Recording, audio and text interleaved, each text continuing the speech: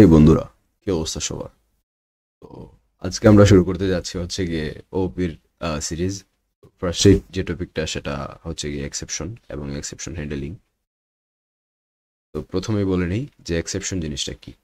Exception জিনিসটা হচ্ছে গিয়ে কম্পিউটারের তো টাইম দুই ধরনের, একটা হচ্ছে গিয়ে কম্পাইল টাইম, একটা হচ্ছে গিয়ে run time. So compile time কি? যখন একটা কোড আমরা রান করাইলাম, তখন এই কোডটা আমাদের হিউম্যান রিডেবল কোড থেকে মেশিন কোডে রূপান্তরিত হয়, রাইট? সো এই যে একটা প্রসেসের মধ্য দিয়ে আমাদের কোডগুলা যায়, সো এই প্রসেসটাকে বলা হচ্ছে কি কম্পাইল টাইম। আর কম্পাইল টাইমের পরে যখন আমাদের কোডটা রান হয় আর কি, যখন আমরা আউটপুট দেখতে পাই, like integer A is equal to 5 define মানে লিখে রাখছি, তাহলে কি হইতেছে, এর মধ্যে 5 অ্যাসাইন হইতেছে। তো এই যে একটা টাইম, এটাকে বলা হয় রান টাইম।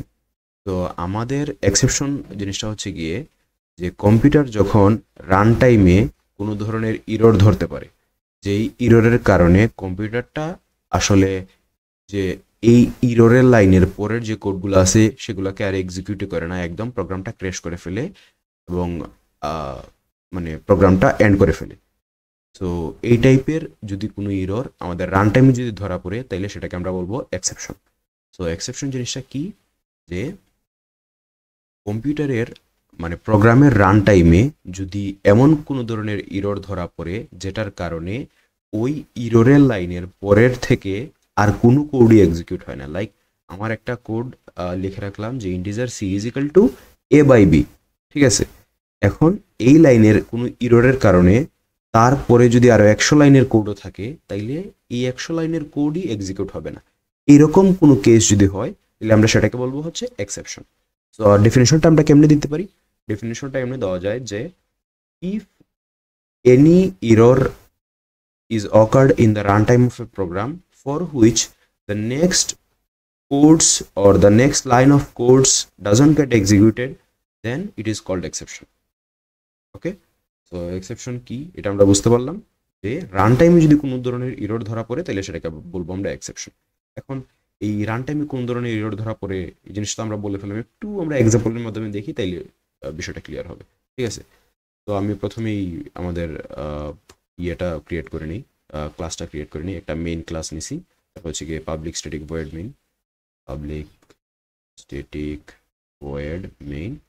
আর তারপর হচ্ছে গিয়ে আমরা প্যারামিটারগুলো পাস করি। প্যারামিটার একটা, তারপর আর্কস। আচ্ছা, প্রথমে আমি একটু হ্যালো ওয়ার্ল্ড প্রিন্ট করায় দেখি যে আসলে কোডও কোনো ধরনের এরর টেরর আছে নাকি। Hello world, run করাই দেখি কি অবস্থা। হ্যাঁ, হ্যালো ওয়ার্ল্ড আসছে। সো আমাদের কোনো কোডে কোনো এরর নাই। এখন আমরা দেখি যে আসলে একটা উদাহরণ দিই, এক্সেপশনের একটা উদাহরণ দিই। Like integer A is equal to ধরে রাখলাম 5, আর integer B is equal to ধরে রাখলাম 0। এখন সাপোজ আমি যদি এটা করি যে integer c is equal to a by b, তাহলে জিনিসটা কি হইতেছে, যে আমরা সি নামে একটা ভেরিয়েবল নিছি আর ওইটার মধ্যে এ বাই বি এর ভ্যালুটা স্টোর করার ট্রাই করতেছি, রাইট? সো বি এর ভ্যালু কত? বি এর ভ্যালু দেখতেছি 0, আর এর ভ্যালু দেখতেছি 5। এখন কোনো একটা নাম্বারকে কি 0 দিয়ে ডিভাইড করা পসিবল? আদৌ এটা পসিবল না। এই জন্য এই লাইনে 3 নাম্বার লাইনে এই লাইনটাতে একটা ইরর ধরা পড়বে, একটা এক্সেপশন ধরা পড়বে। ইরর তো না, এটা হচ্ছে গিয়ে একটা এক্সেপশন। ঠিক আছে, ইরর আর এক্সেপশন দুইটা আলাদা জিনিস, আমরা এটা পরে ডিসকাস করব। তো এটা একটা, এই লাইনে একটা এক্সেপশন ধরা পড়বে। এক্সেপশনটা কি, যে কোনো নাম্বারকে 0 দিয়ে ডিভাইড করা যায় না। সো এই যে ইররটা ধরা পড়তেছে, এটা কি আসলে কম্পাইল টাইমে ধরা পড়বে? অবশ্যই না, এটা ধরা পড়বে হচ্ছে রান টাইমে। লাইক আমি যদি এখন রান করাই, তাহলে দেখি কি অবস্থা হয়।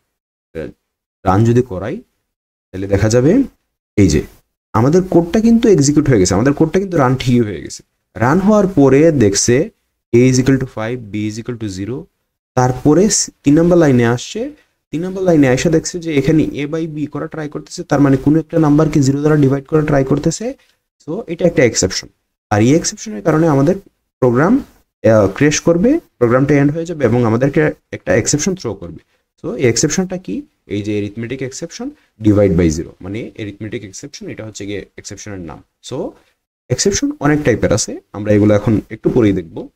তো একটা এক্সেপশন থ্রো করতেছে, তার কারণে আমি দেখাই একটু যে এখানে যদি আরো 100 লাইনে করতে, তো আমি এখন এক লাইন দিয়েই দেখাইতেছি যে পরের লাইন, এটা যদি আমরা একটু লিখি তাইলে দেখা যাবে যে এই পরের লাইনটা আর প্রিন্টই হবে না, ঠিক আছে, কিন্তু এই লাইন পর্যন্ত ঠিকই আসতেছে। সো এই লাইন পর্যন্ত যে আসতেছে এটা আমরা একটু দেখা ট্রাই করি, এই লাইন। ওকে, তো এখন যদি কোডটাকে যদি আমরা একটু রান করাই তাহলে দেখবো যে এই লাইনটা ঠিকই প্রিন্ট হইতেছে, তারপর 3 নাম্বার লাইনে এসে কোডটা ক্র্যাশ করছে এবং এই লাইনটা আর প্রিন্ট হইতেছে না। সো একটু রান করাই, দেখি কি অবস্থা। এই যে এই লাইনটা ঠিকই প্রিন্ট হয়েছে, কিন্তু এরিথমেটিক এক্সেপশন 3 নাম্বার লাইনে আছে, এই জন্য আর পরের কোডগুলো এক্সিকিউটিভ হয় নাই। সো এটা হচ্ছে এক্সেপশন।